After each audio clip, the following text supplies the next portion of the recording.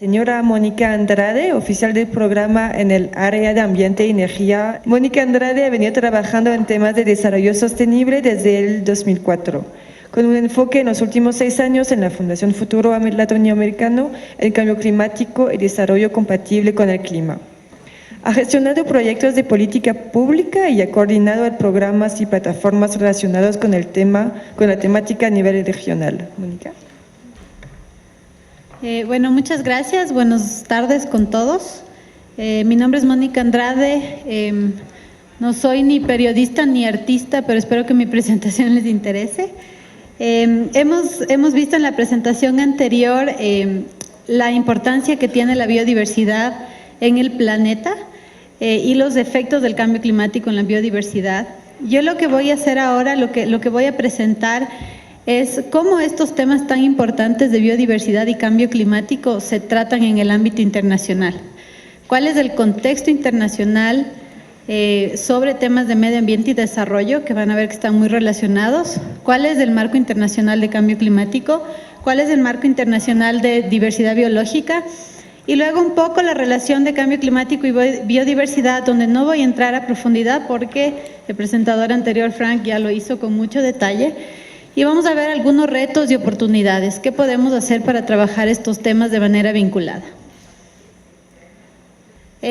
Bueno, entonces primero vamos a ver un poco de historia, ¿no es cierto?, para contextualizarnos en el tiempo.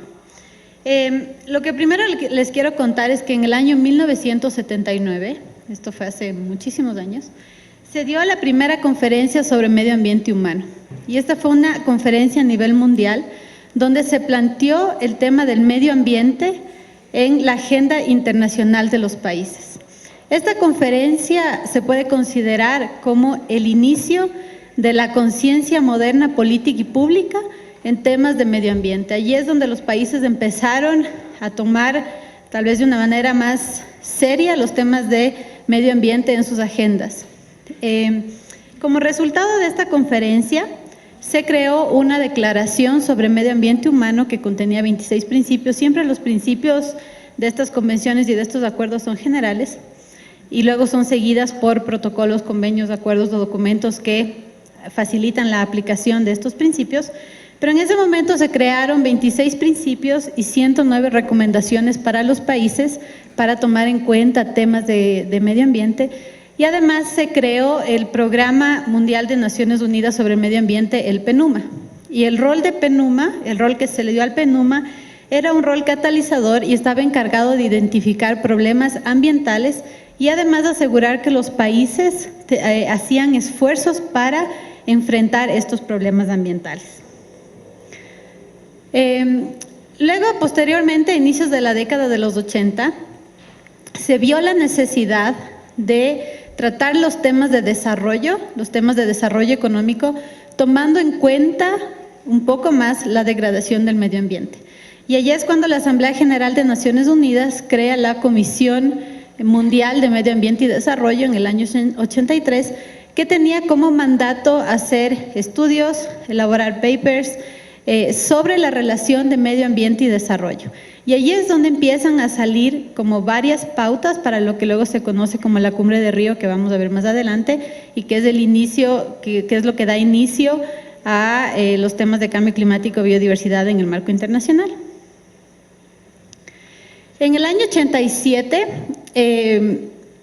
se publica el reporte de la Comisión Mundial de Medio Ambiente y Desarrollo, y este reporte es conocido como el Informe Brundtland y es titulado como Nuestro Futuro Común.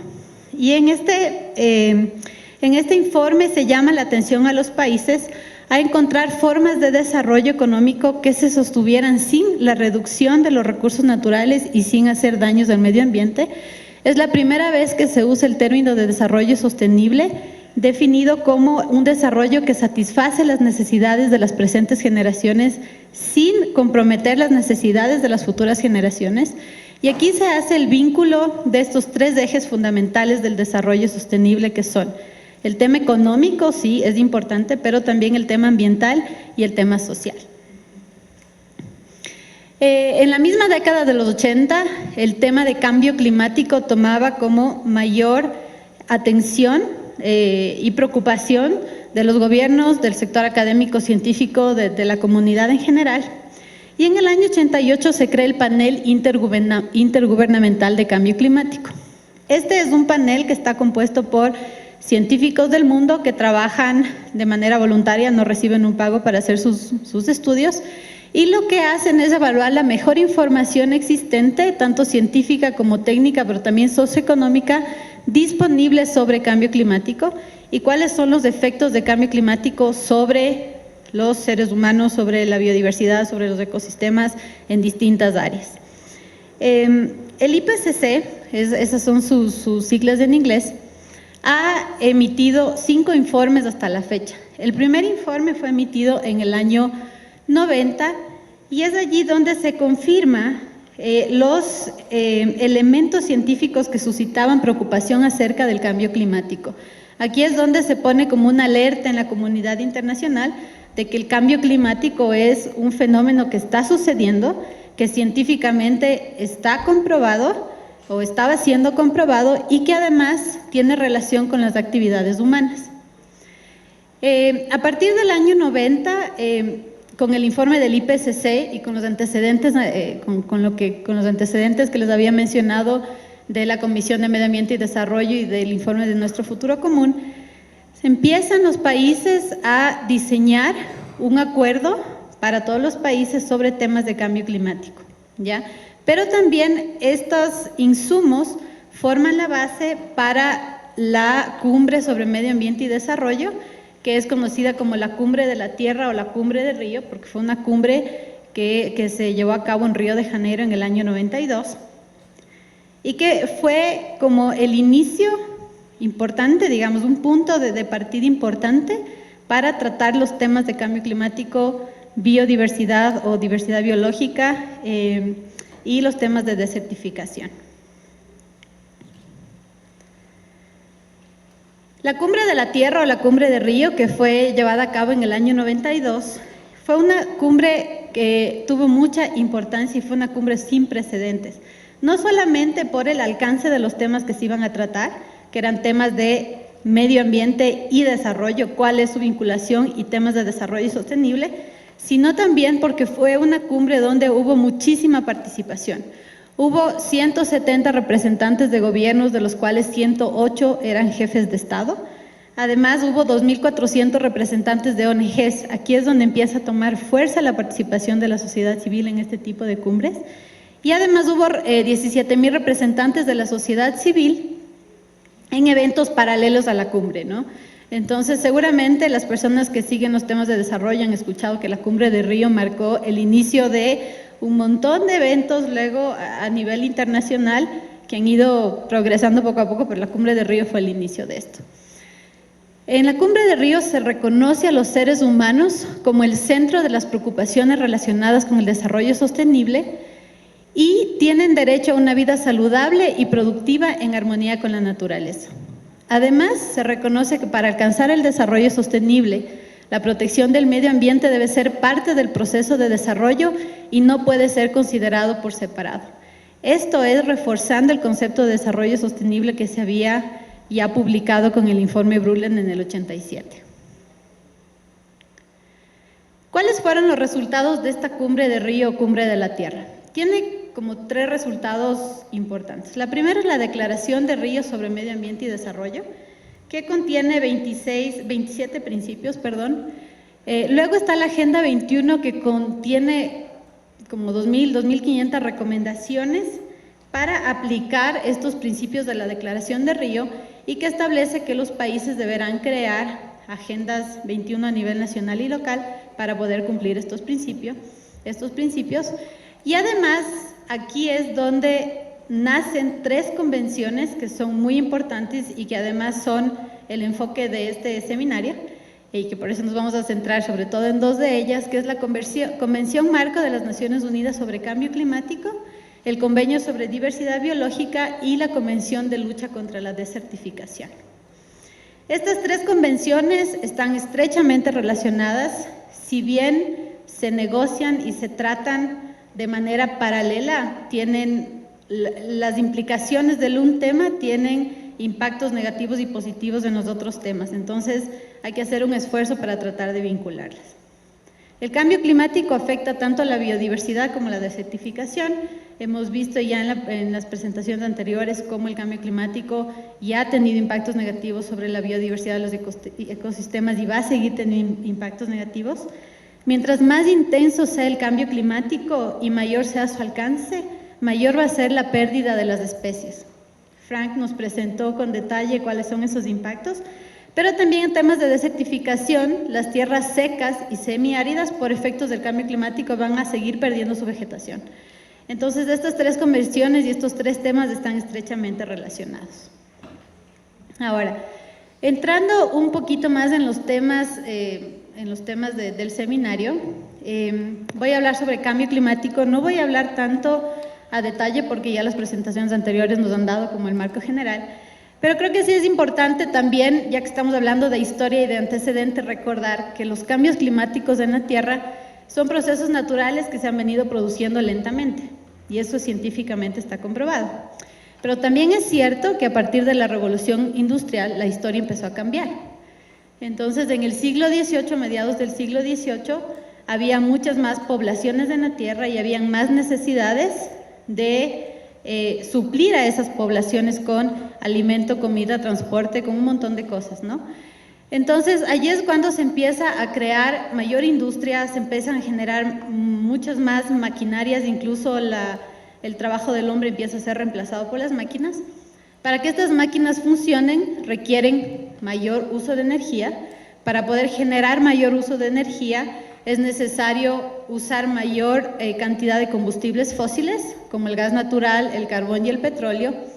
Y esto lo que hace es generar mayor emisiones de gases a la atmósfera, ¿no? La quema de combustibles fósiles generan emisiones de gases a la atmósfera y estos gases que ocasionan el cambio climático se llaman gases de efecto invernadero. Y eso lo que hace, lo que ocasiona es que la atmósfera se hace más densa y mantiene la temperatura de la Tierra a mayores niveles. Eso es lo que se llama el efecto invernadero.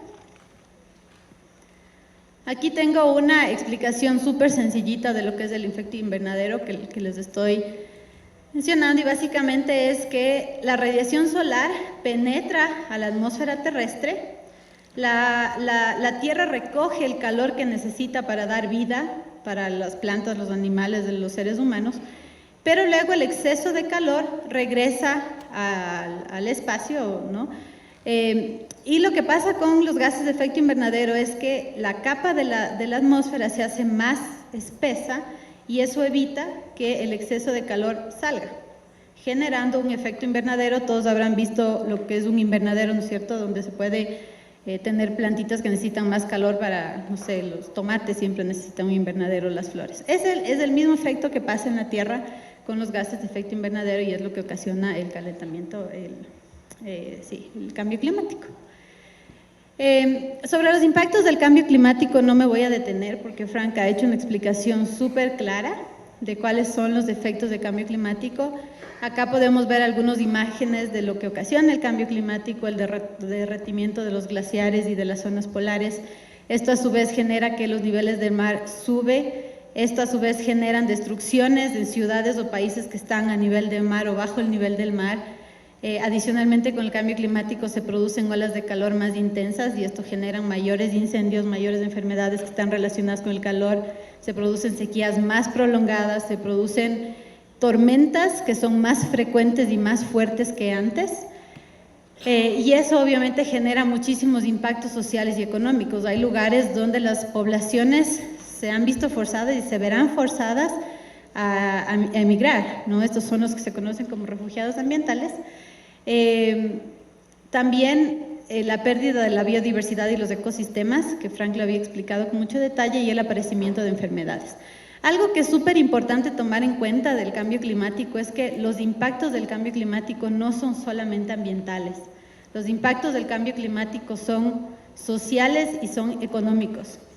Las economías de los países dependen estrechamente o están directamente relacionadas con los efectos del cambio climático.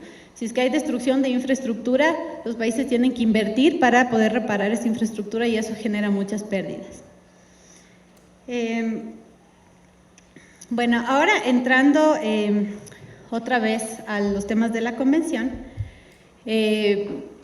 La Convención Marco de Naciones Unidas sobre el Cambio Climático define el cambio climático como un cambio de clima atribuido directa o indirectamente a la actividad humana que altera la composición de la atmósfera mundial y que se suma a la variabilidad natural del clima observada durante periodos de tiempo comparables.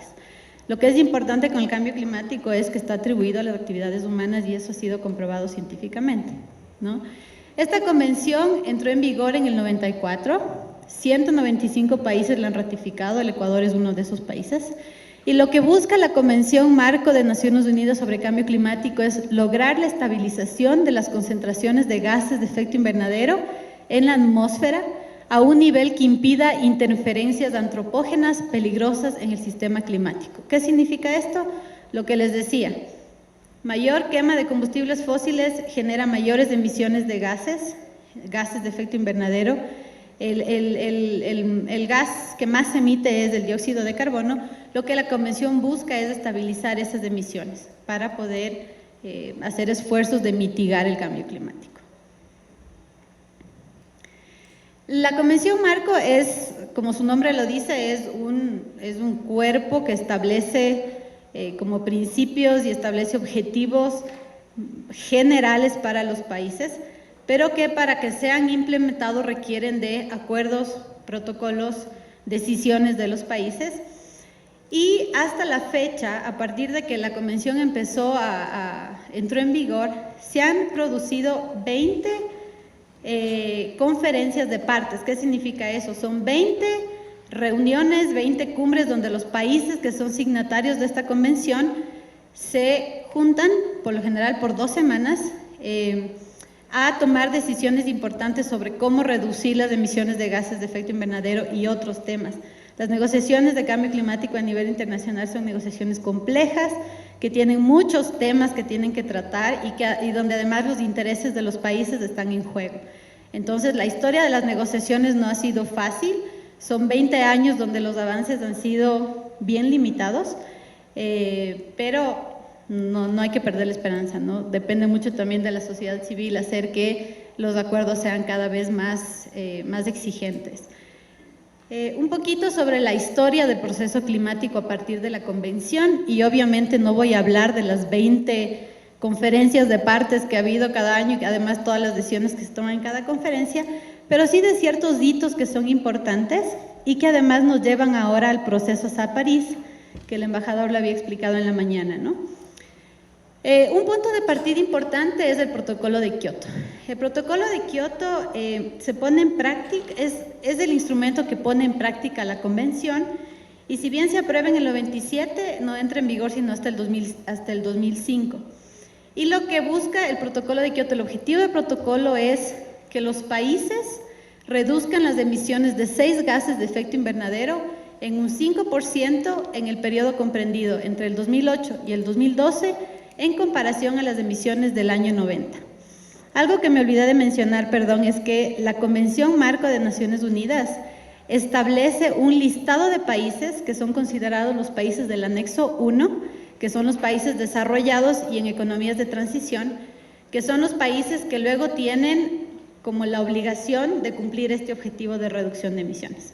Los países en desarrollo, que son los países del no anexo 1, no tenían en ese momento este compromiso vinculante de reducir las emisiones. Posteriormente, en el 2007,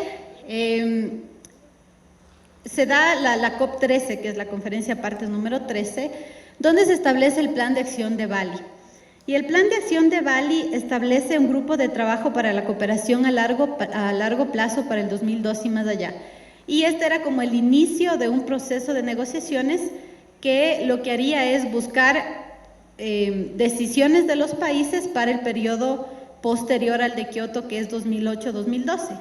Entonces, las negociaciones dentro del Plan de Acción de Bali tenían que haber terminado en el año 2009, Tenían 2 años para las negociaciones y en el 2009 se supone que los países tenían que acordar un acuerdo global que sea vinculante y que sea ambicioso y donde se establezca cuáles eran los compromisos de reducción después de Kioto. Ya vamos a ver que esto no pasó, pero bueno, eso era lo que planteaba el Plan de Acción de Bali y establece 5 temas importantes para las negociaciones. La mitigación al cambio climático, que es básicamente los esfuerzos, las políticas, las estrategias para reducir las emisiones de gases de efecto invernadero. La adaptación al cambio climático, que son las estrategias que tienen las poblaciones, los gobiernos para adaptarse a los cambios y a las consecuencias del cambio climático. El tema de financiamiento climático, que significa básicamente de dónde salen los fondos para que los países en desarrollo puedan adaptarse a los cambios del clima y a los impactos del clima. Transferencia de tecnología de países desarrollados a los países en desarrollo y una visión compartida para la cooperación a largo plazo. Esta visión compartida está relacionada con ponerse de acuerdo los países para lograr estos acuerdos ambiciosos a largo plazo a partir del 2012. Luego, en el marco internacional, probablemente ustedes habrán escuchado de las negociaciones de Copenhague y del Acuerdo de Copenhague, que también fue mencionado en la mañana, que fue en el 2009. ¿Por qué era tan importante Copenhague? Porque se supone que en el año 2009 los países tenían que llegar a un acuerdo de qué va a pasar después de que el periodo de Kioto termine. El periodo 2008-2012 termine. Después de eso, ¿cuáles van a ser los compromisos de los países para reducir emisiones? Seguramente habrán también oído, leído, visto que hay mucha crítica a la conferencia de Copenhague porque no se llegó a ningún acuerdo vinculante. Hay muchos críticos que dicen que la conferencia de Copenhague fue un fracaso. Puede ser que sí, porque no se cumplió el objetivo, que era salir con compromisos ambiciosos y vinculantes de los países, pero se lograron algunos compromisos que fueron interesantes, que si bien no fueron acordados por todos los países en ese momento, luego fueron ratificados. Y el uno es el compromiso de aportar con $30.000 millones para temas de financiamiento climático. Y con un objetivo de que al 2020 este fondo, que era la propuesta, pudiera tener $100.000 millones. Y además se pedía a los países que reporten sus objetivos de reducción de emisiones, pero de una manera voluntaria. Entonces, la ambición que se esperaba de Copenhague no se logró, sin embargo, no podemos decir que fue un fracaso total porque existieron algunas decisiones que fueron importantes. Luego, en el 2010, en la conferencia de Cancún, la conferencia de Cancún fue importante porque fue como que retomó la confianza de los países y de la sociedad en el proceso climático internacional y hubo varias decisiones de Cancún importantes. Solamente voy a mencionar algunas. Aquí en Cancún se crea el Fondo Verde Climático. Esta idea que salió en Copenhague de poner $30.000 millones para financiamiento climático se concreta en Cancún. Se crea el Fondo Verde Climático, pero se establece un periodo de años para que este fondo pueda empezar a operacionalizarse, ¿no? Porque obviamente los procesos toman un montón de tiempo, pero la decisión estuvo ahí. Además se crea un marco de adaptación que da las pautas para que los países se puedan adaptar a los efectos del cambio climático. Y aquí se toman decisiones importantes también sobre el rol de los bosques en la mitigación al cambio climático. Y se establecen decisiones sobre el mecanismo REDD. El mecanismo REDD es la reducción de emisiones por deforestación y degradación, que lo vamos a ver más adelante. Posteriormente, en el 2011, en la conferencia de Durban, también hay varias decisiones. Quiero resaltar una, porque esta decisión ha sido muy importante desde el 2011 hasta ahora y es muy importante para lo que va a pasar en París. En el 2011 se da el mandato a los países para que lleguen a un acuerdo con fuerza legal, y este acuerdo puede ser un protocolo, cualquier instrumento que tenga fuerza legal, en el 2015 y que regirá desde el 2020. Entonces, lo que mencionaba en la mañana el embajador también es cuáles son como los pilares más importantes de las negociaciones de París. Primero es tener un acuerdo jurídicamente vinculante y universal para no sobrepasar los 2 grados de aumento de temperatura. Y a eso es a lo que los países apuntan, esas son las negociaciones que los países vienen como desarrollando desde el 2011, tal vez no con la rapidez que se requiere, pero se espera que en el 2015, hoy en diciembre, en París, en este año, se logre un acuerdo con fuerza legal.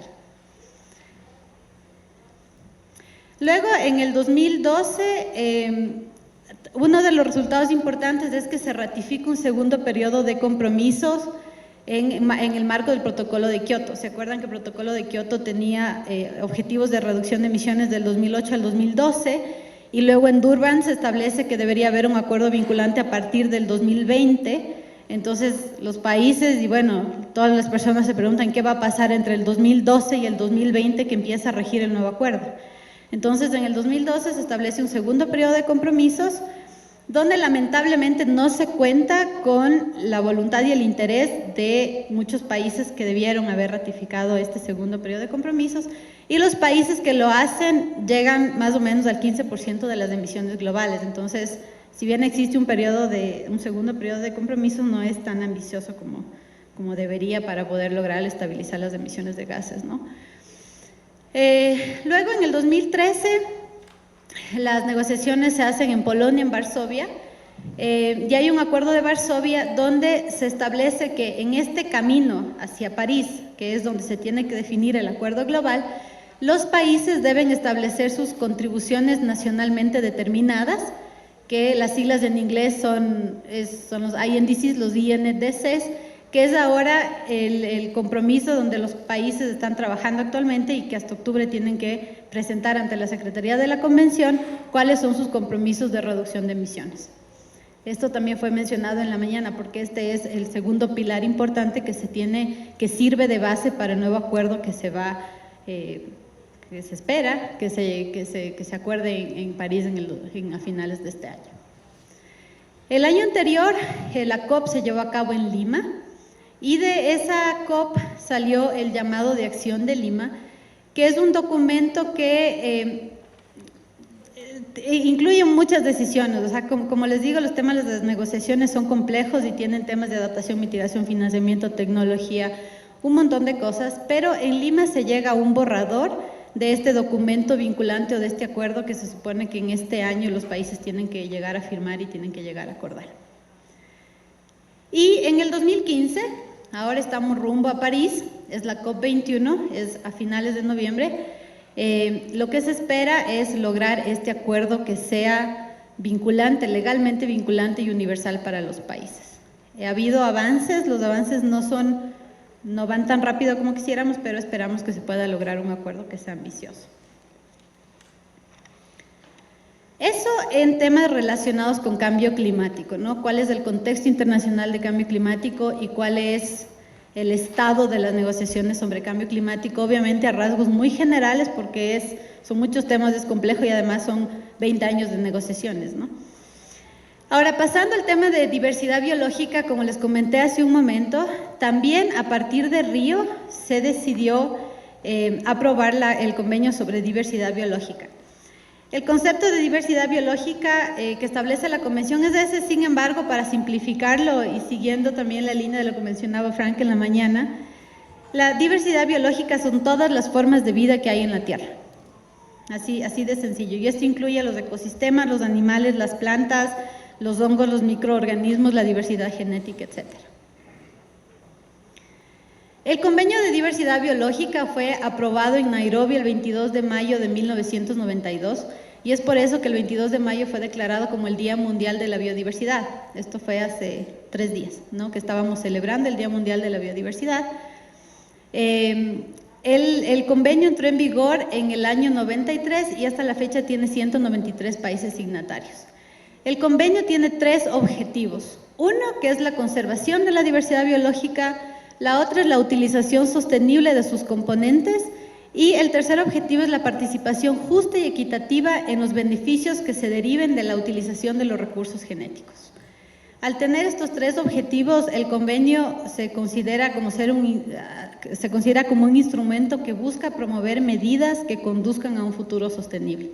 Es súper importante tomar en cuenta que los temas de biodiversidad no están solamente relacionados con temas de medio ambiente, que es lo mismo que mencioné con cambio climático. Los impactos no son solamente impactos al medio ambiente, son temas que tienen aspectos sociales, económicos y que tienen que ser tomados en cuenta bajo el paradigma del desarrollo sostenible.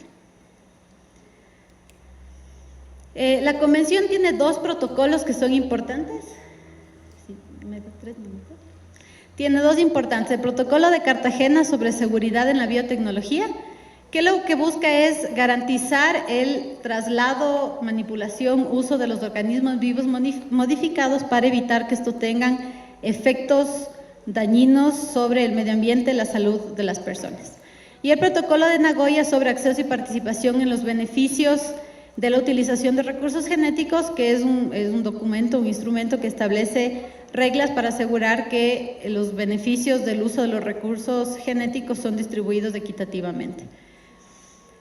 Adicionalmente, existe un plan estratégico para la diversidad biológica, que lo que busca es tomar medidas urgentes y efectivas para detener la pérdida de la diversidad biológica y para asegurar que al 2020 los ecosistemas son más resilientes y que sigan suministrando estos servicios ecosistémicos que en la mañana se nos presentó para asegurar el bienestar del planeta y contribuir a la erradicación de la pobreza, ¿no? Este plan tiene 5 objetivos y 20 metas y solamente me gustaría llamar la atención a una de las metas, que es la meta 15, que hace la relación de temas de cambio climático con biodiversidad y que dice que se habrá incrementado la resiliencia de los ecosistemas y la contribución de la diversidad biológica a las reservas de carbono mediante la conservación y la restauración, incluida la restauración de por lo menos el 15% de las tierras degradadas, contribuyendo así a la mitigación del cambio climático y a la adaptación a este, así como a la lucha contra la desertificación. Ahora, la última parte de mi presentación está relacionada a los efectos del cambio climático sobre la biodiversidad. Lo voy a hacer de una manera general, no voy a entrar a tanto detalle como se hizo en la mañana, pero sobre todo quiero llamar la atención de ustedes a algunos desafíos y algunas oportunidades que existen para trabajar estos temas de manera vinculada. Y primero me gustaría aquí mencionar cuáles son las características de América Latina, ¿no es cierto? Estamos aquí en el Ecuador, estamos en América Latina, y me gustaría mencionar que América Latina tiene una gran variedad de ecosistemas, tiene la mayor concentración de biodiversidad del planeta, es un planeta mega diverso. La diversidad genética se encuentra entre las más ricas del mundo. Los ecosistemas juegan un rol súper importante en la determinación no solo del clima y del ciclo hidrológico, sino también de su biodiversidad. El río Amazonas tiene un papel de gran importancia en el ciclo y equilibrio del agua. La selva amazónica contiene el mayor número de especies de plantas y animales de América Latina y además es un sumidero de carbono importante para el planeta. Y muchas poblaciones y comunidades indígenas dependen de estos ecosistemas para sus formas de vida y para sus valores culturales. Entre otras características, estoy dando algunas de manera general. Sin embargo, hemos visto en la mañana que estos ecosistemas y la biodiversidad de América Latina se encuentran bajo amenaza. Por muchas razones, por la deforestación, por la contaminación del agua, la contaminación de los ríos, pero aquí el problema es que el cambio climático potencia esas amenazas. Por lo tanto, es necesario tomar acciones globales urgentes. Entonces, si bien se entiende que el cambio climático tiene un efecto sobre la biodiversidad y los ecosistemas, todavía tenemos el desafío de tomar medidas que sean urgentes, que sean vinculantes, que sean universales para poder enfrentar estas amenazas que el cambio climático tiene sobre los ecosistemas y la biodiversidad. Pero tampoco todo es malo, existen oportunidades para trabajar las agendas de cambio climático y de biodiversidad de manera conjunta y también para lograr encontrar sinergias entre la Convención Marco de Naciones Unidas del Cambio Climático y el Convenio de Diversidad Biológica. Y aquí algunos ejemplos que me gustaría mencionar. Como uno de los ejemplos es que se deberían utilizar enfoques ecosistémicos para la adaptación a los impactos del cambio climático. Y este es un enfoque que ha sido reconocido como en los últimos años de mucha importancia, que es el enfoque de adaptación basada en los ecosistemas, y que lo que busca es manejar los ecosistemas para limitar los impactos del cambio climático en la biodiversidad y para ayudar a las sociedades a adaptarse a los impactos adversos del cambio climático. Un segundo ejemplo es en temas de mitigación, que los ecosistemas se pueden gestionar de forma que incrementan la captura de carbono y reducen las emisiones. Y aquí me gustaría mencionar que el rol de los bosques en la lucha contra el cambio climático es súper importante y está reconocido en la Convención. Y el uso sostenible de bosques, la conservación de los bosques también es muy importante para asegurar la conservación de la biodiversidad. Entonces, ese es otro tema donde existen sinergias entre cambio climático y biodiversidad. También me gustaría mencionar que se pueden evitar los impactos negativos en la mitigación del cambio climático y en las medidas de adaptación al cambio climático, estos impactos negativos que tengan sobre la biodiversidad y la conservación. Y aquí, por dar un ejemplo, es que existen estrategias, medidas para reducir las emisiones de gases de efecto invernadero, y una de esas estrategias es la generación eléctrica con recursos renovables, ¿no es cierto? Un clásico ejemplo son las hidroeléctricas, que si bien contribuyen a reducir los gases de efecto invernadero, si no son diseñadas de manera cuidadosa, tomando en cuenta la biodiversidad, el ecosistema, las poblaciones, pueden generar impactos negativos. Entonces, al tratar de hacer sinergias entre estos dos temas, es importante ver que los impactos o que las acciones que se toman para cambio climático no tengan impactos negativos en la biodiversidad, en los ecosistemas. Y como conclusiones, me gustaría mencionar que, como han podido ver de la presentación, estos temas son muy importantes, tanto cambio climático como el tema de la conservación de la biodiversidad.